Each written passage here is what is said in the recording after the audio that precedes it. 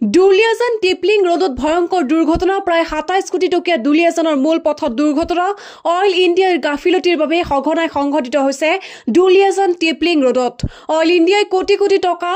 গড় কাপ্তানি বিভাগক গতাই দিয়াৰ পিছতো আজিলৈকে সম্পূৰ্ণ নহল দুলিয়াজান টিপলিং ৰোডৰ পৰা ষ্টেচনলৈকে যোৱা মূল পথছোৱা দুলিয়াজান টিপলিং ৰোডৰ পৰা ৰেলৱে ষ্টেচনলৈকে প্ৰায় ২৭ কোটি টকীয়া মূল পথছোৱা 10 বছৰে সম্পূৰ্ণ হৈ নুঠিল যাৰ ফলত সঘনাই সংঘটিত হৈছে দুৰ্ঘটনা আজি সন্ধিয়া দুলিয়াজান টিপলিং ৰোডৰ পৰা আহি থকা অৱস্থাত এখন বলেৰো কেম্পাৰ ডিভাইডাৰত খুন্দা মাৰি ভয়ংকৰ দুৰ্ঘটনাত পতিত হয় নাই কোনো ষ্ট্ৰীট লাইট নাই ডিভাইডাৰত হাইলাইটাৰ যাৰ ফলত সঘনাই হোৱা দুৰ্ঘটনাত মৃত্যুকো সাৱটিবলগীয়া হৈছে সাধাৰণ ৰাইজে প্ৰদৰ্শনী ৰূপে লগাই থোৱা আছে এপিডিচিএলৰ ষ্ট্ৰীট লাইটসমূহ কিন্তু কামত নাই বছৰ বছৰ ধৰি এনেদৰে উলমি আছে ডিভাইডাৰৰ লাইটসমূহ কাৰ ভুলৰ বাবে সাধাৰণ ৰাইজে ভুগিবলগীয়া হৈছে জিয়াটো অইল ইণ্ডিয়া গড় কাপ্তানি বিভাগ নে বিদ্যুৎ বিভাগ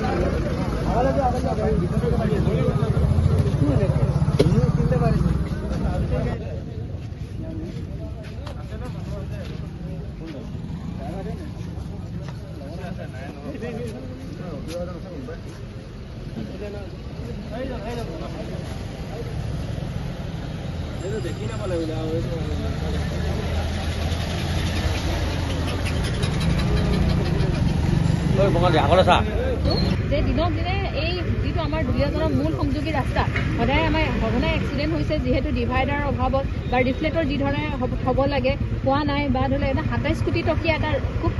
মানে ৰাস্তা আৰু দেখা গৈছে যে কোনো দুষ্কৃতিকাৰীয়ে ছাইডতে এটা বালি ষ্টক কৰি ৰাখে কি ক'ব এই ক্ষেত্ৰত হয় আপোনালোকে দেখিছে প্ৰত্যক্ষ কৰিছে আমিও দুলিয়াজানৰ নাগৰিক হিচাপে ইয়াত বহুত দিনৰ পৰা ইয়াতো ভুগি থাকিবলগীয়া হৈছে এই ৰাস্তাটো প্ৰায় টিপলিঙৰ পৰা ৰেলৱে ষ্টেচনলৈকে আজি প্ৰায় 10-12 বছৰ মানে হ'ল কিন্তু আজি ৰাস্তাৰ কাম সম্পূৰ্ণ নহ'লে আপোনালোকে ইয়াত প্ৰত্যক্ষ কৰিছে যিসমূহ ষ্ট্ৰীট লাইট আছে সেইখিনি খালী লাইটৰ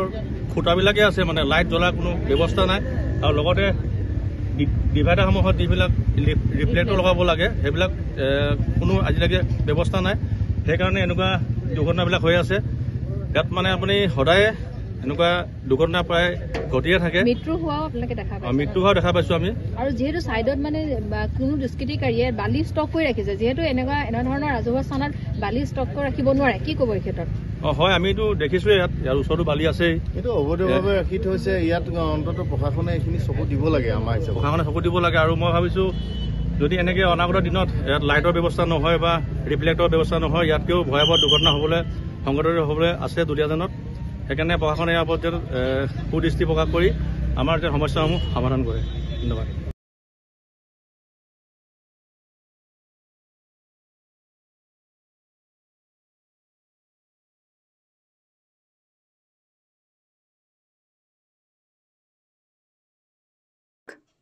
দুলিয়াজানৰ পৰা কমল ডেকাৰ ৰিপৰ্ট ডেইলি 24